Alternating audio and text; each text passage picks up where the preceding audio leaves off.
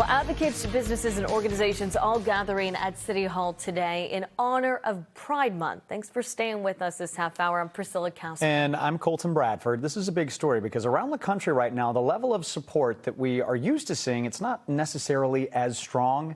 NBC 10's Brianna Borghi is live for us in the city to explain. Brianna? Colton, Priscilla, in many ways, support here in Boston for Pride events is the same as it was last year, but many are expressing concern about how the current political climate is impacting the LGBTQ+ community. Overall, a lot of feeling of fear and struggle this Pride Month and this year in general, but at the same time, I'm feeling a stronger sense of resilience. Boston's LGBTQ+ community packing into City Hall in celebration of Pride Month, as many express a sense of fear under the Trump administration. We have a federal government that is targeting this community day in and day out, and right now people don't feel safe.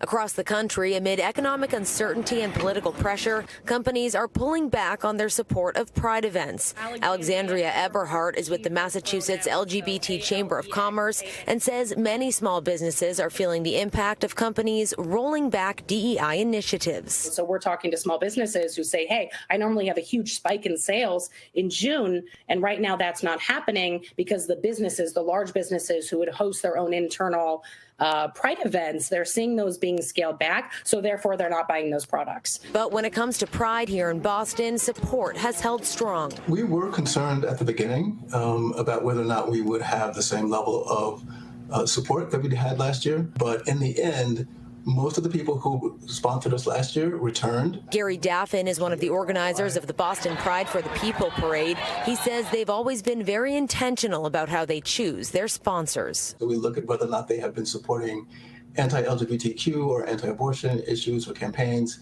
and we don't take those folks as sponsors. Now, Boston Pride for the People has to raise about $700,000 to cover the cost of the event. They say they want to raise about $50,000 to $100,000 more, and they've actually seen an uptick in individual contributions. NBC 10 Boston is the official media partner of the parade. Live in Boston, Brianna Borghi, NBC 10 Boston.